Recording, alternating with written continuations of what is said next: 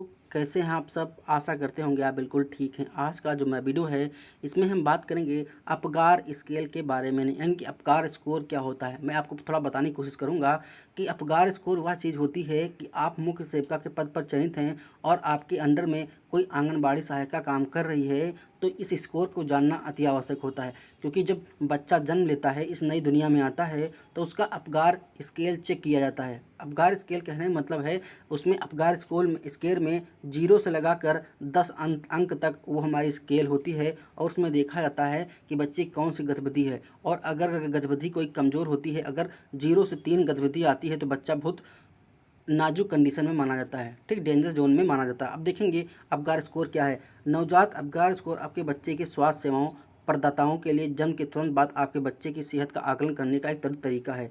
Apgar score एक मानक विधि है जिसका उपयोग निर्धारित करने के लिए किया जाता है। यह आपके बच्चों को तत्काल चिकित्सा देखभाल की आवश्यकता है या नहीं, इस पर डिपेंड करता है। मैंने बताया कि बच्चा जब जन्म लेता है तो उसको अपगार स्केल पर रखा जाता है, देखा जाता है उसमें क्या क्या दिक्कत है। अभी हम देखेंगे अपगार स्कोर का फुल फॉर्म क्या होता है, क्योंकि जनरली कभी कभी एग्जाम में क्वेश्चन पूछ लिया जाता है कि अपगार देखो APGAR होता है, ठीक है। तो ए का मतलब अलग होता है, जी का मतलब अलग होता है, आर का मतलब अलग होता है, ए का मतलब अलग होता है और आर का मतलब अलग होता है। सबके फुल फॉर्म अलग अलग हैं, तभी उसको मिलाकर अपगार बोला जाता है। नेक्स्ट है, आपके बच्चे को सांस लेने में मदद जरूरत हो सकती है, दिल की परेशानी हो सकती है या गर्भ में जीवन से संक्रमण से संबंधित अन्य चिकित्सीय जरूरतें हो सकती हैं। देखो अब इसमें है क्या, जो अपगार देखिए APGAR, ये आपका अपगार होता है। इसका फुल फॉर्म होता है ए फॉर क्या होता है, अपीयरेंस, यानी कि बच्चा कैसा दिख रहा है। P फॉर पल्स, यानी कि उसकी पल्स कैसे चल रही है, उसकी नाड़ी कैसे चल रही है। फिर G फॉर होता है ग्रिमिस, ग्रिमिस क्या है, उसका रंग क्या है। E फॉर एक्टिविटी, यानी कि कौन सी बच्चा एक्टिविटी कर रहा है। R फॉर रिस्पायरेशन, यानी कि उसकी श्वसन दर क्या है। तो ये अपगार स्केल के महत्वपूर्ण तथ्य होते हैं। कभी कभी डायरेक्टली एग्जाम में इसका फुल फॉर्म पूछ लेता है, तो इसका फुल फॉर्म आपको पता होनी चाहिए। अब देखो ए का मतलब क्या, मैंने बताया अपीयरेंस यानी कि दिखावट। आपके शिशु का स्वास्थ्य सेवा प्रदाता आपके शिशु की त्वचा के रंग या रंग का देखेगा। नवजात शिशु जन्म लेने और आपकी पहली सांस लेने के बाद ऑक्सीजन युक्त रक्त प्रवाहित करना शुरू नहीं करते। ऑक्सीजन युक्त रक्त वह है जो बच्चों को नीले रंग से अधिक गुलाबी रंग में बदल देता है। यानी कि बच्चा जब नीले रंग का होगा, जब देखो जब बच्चा जब जन्म लेता है तो हल्का नीले रंग का होता है। फिर जब उसके ब्लड में ऑक्सीजन युक्त ब्लड बहता है तो उसका रंग पिंक हो जाता है, ठीक है। अगर बच्चा का रंग गुलाबी हो गया, पिंक नहीं हुआ है, यानी कि गुलाबी नहीं हुआ, नीला है, तो समझ लीजिए उसको सांस लेने में दिक्कत है, उसके ब्लड में ऑक्सीजन का फ्लो नहीं हो रहा है। तो यही होता है अपीयरेंस, उसका कलर देखा जाता है कि बच्चा बैंगनी से पिंक हुआ है या नहीं हुआ है। अगर नहीं हुआ है तो उसको चिकित्सा की ज़रूरत है। अब देखेंगे पल्स, पल्स मतलब नाड़ी। तो आपके शिशु का स्वास्थ्य सेवा प्रदाता मतलब होता है कि जो सेवा दे रही होगी, जैसे वहाँ पे नर्स होती हैं, एएनएम जेएनएम होती हैं जो सेवा प्रदान करती हैं हॉस्पिटल में। आपके शिशु की नब्ज की जांच करेगा। यह आपके बच्चे की हृदय गति और रक्त पंप करने की क्षमता को एक उपाय है। यानी कि बच्चा एक पल्स मीटर होता है, उसकी उंगली में लगाया जाता है, फिंगर पे।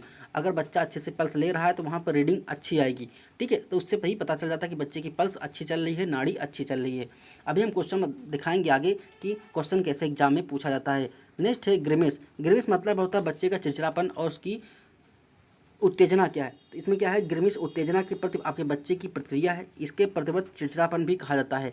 आपके बच्चे का स्वास्थ्य सेवा प्रदाता आपके बच्चे की नाक या मुख को संक्शन करके मुहासों का निर्धारण करता है, यानी कि उसके सक्शन, मुख से सक्शन, यानी कि उसका ग्रिमिस होता है, उसके प्रति उत्तेजना क्या है, इसको दिखाई देती है। नेक्स्ट हमारा ए फॉर एक्टिविटी होता है, यानी गतिविधि।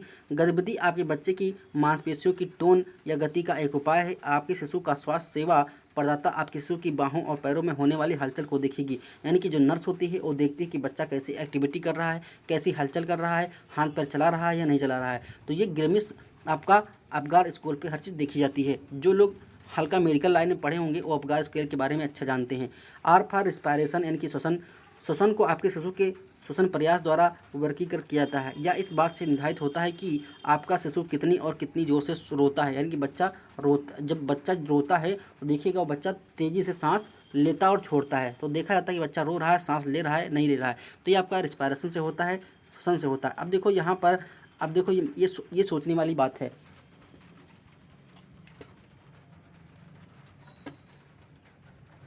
क्योंकि आप अगर गूगल करेंगे यही चीज़ को कि अपगार स्कोर के क्वेश्चन हिंदी में, तो आप गूगल पे मिल जाएगा। अब देखो क्या होता है, नॉर्मल अपगार स्कोर क्या है।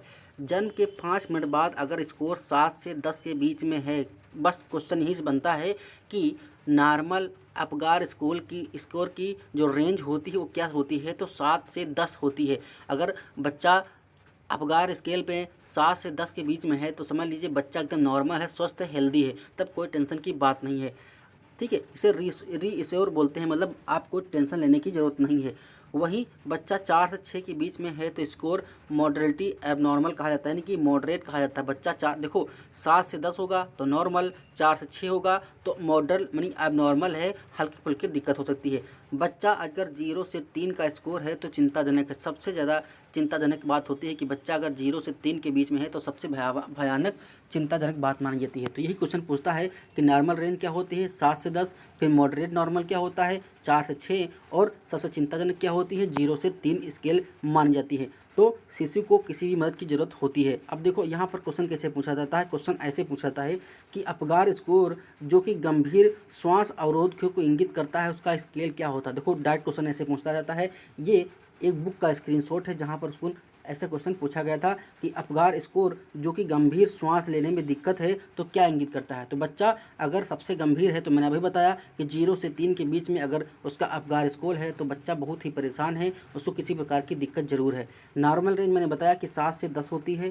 ठीक है, अब नॉर्मल क्या होता है, 4 से 6 होता है, और सबसे गंभीर और भयानक स्थिति क्या होती है, 0 से 3 होती है। ये आप 3 स्केल लिख लीजिएगा। और अपगार का फुल फॉर्म क्या होता है इसके बारे में अच्छे से लिख लीजिएगा। अगर आपको वीडियो पसंद आया है तो प्लीज़ वीडियो को लाइक करें, और ऐसी ही वीडियो हम लगातार आपको देते रहेंगे। और अगर आप यहाँ पर चैनल पर नए हैं तो प्लीज़ चैनल को सब्सक्राइब जरूर कर लें। मिलते हैं नेक्स्ट वीडियो में नेक्स्ट अपडेट के साथ। आपका दिन शुभ हो, मंगलमय हो।